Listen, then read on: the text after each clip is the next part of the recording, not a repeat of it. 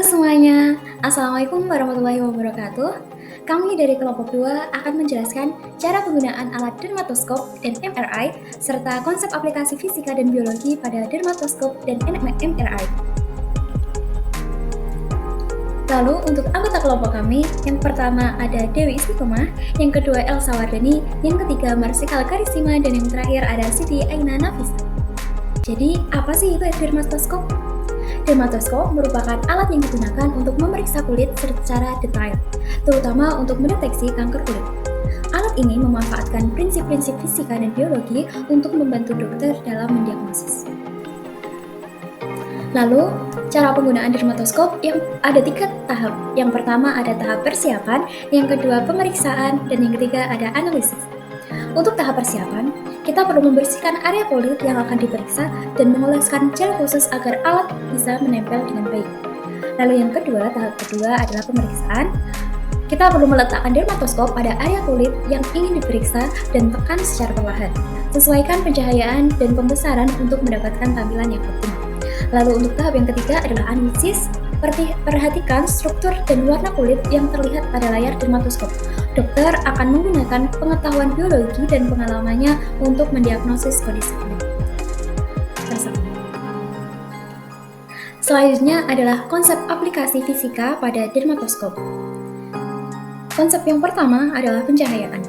Dermatoskop menggunakan berbagai jenis pencahayaan seperti cahaya terpolarisasi dan cahaya ultraviolet untuk membantu dokter dalam melihat struktur kulit yang berbeda.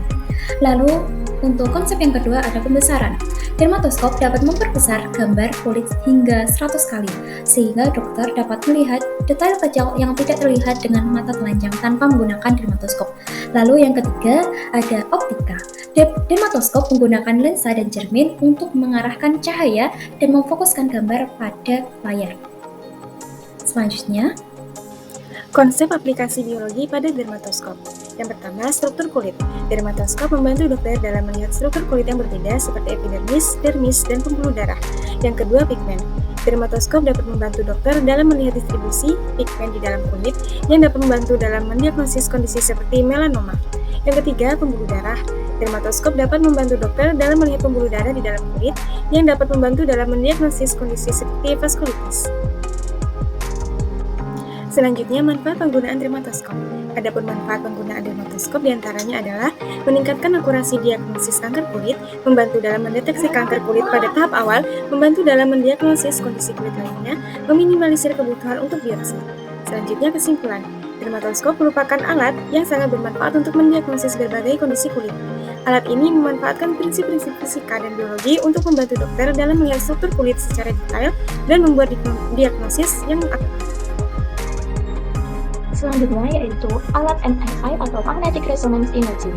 MRI ini merupakan teknik pencitraan medis yang menggunakan medan magnet dan gelombang radio untuk menghasilkan gambar organ dan jaringan tubuh secara detail. MRI tidak menggunakan radiasi pion seperti sinar X sehingga aman untuk digunakan pada orang hamil dan anak-anak. Selanjutnya yaitu cara penggunaan MRI atau Magnetic Resonance Imaging. Yang pertama ada persiapan, pemeriksaan, dan pemindaian. Pada pemeriksaan, pasien ini diminta untuk melepaskan semua benda logam yang dikenakan seperti perhiasan, jam tangan, dan kacamata. Pasien juga harus memberitahukan kepada dokter tentang kondisi medisnya termasuk alergi dan implan logam.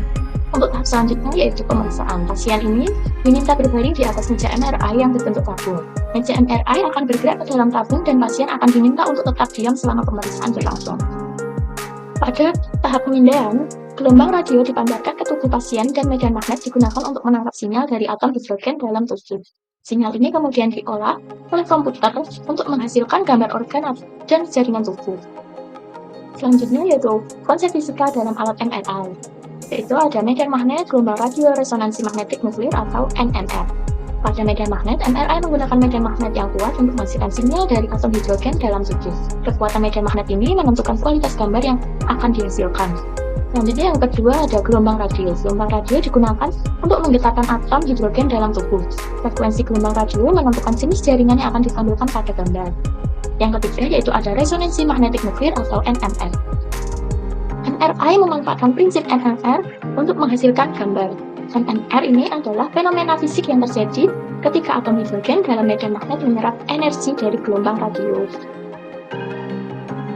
Konsep aplikasi biologi pada MRI. Yang pertama, distribusi air. MRI dapat digunakan untuk mendeteksi distribusi air dalam tubuh. Jaringan yang berbeda memiliki kandungan air yang berbeda pula, sehingga MRI dapat digunakan untuk membedakan antara jaringan yang sehat dan jaringan yang sakit. Yang kedua, sifat kimiawi jaringan. MRI juga dapat digunakan untuk mempelajari sifat kimiawi jaringan. Informasi ini dapat digunakan untuk mendiagnosis berbagai penyakit, seperti kanker dan stroke. Selanjutnya, manfaat penggunaan MRI. MRI dapat menghasilkan gambar organ dan jaringan tubuh yang detail dan akurat. MRI tidak menggunakan radiasi pekion sehingga aman untuk digunakan pada orang hamil dan anak-anak. MRI dapat digunakan untuk mendiagnosis berbagai penyakit seperti kanker, stroke, dan penyakit jantung. MRI dapat digunakan untuk memantau efektivitas pengobatan. Selanjutnya, kesimpulannya, MRI merupakan teknik pencitraan medis yang canggih dan aman yang dapat digunakan untuk mendiagnosis berbagai penyakit. MRI memanfaatkan prinsip-prinsip fisika dan biologi untuk menghasilkan gambar organ dan jaringan tubuh secara detail. Baik, itu tadi penjelasan mengenai dermatoskopi dan juga MRI.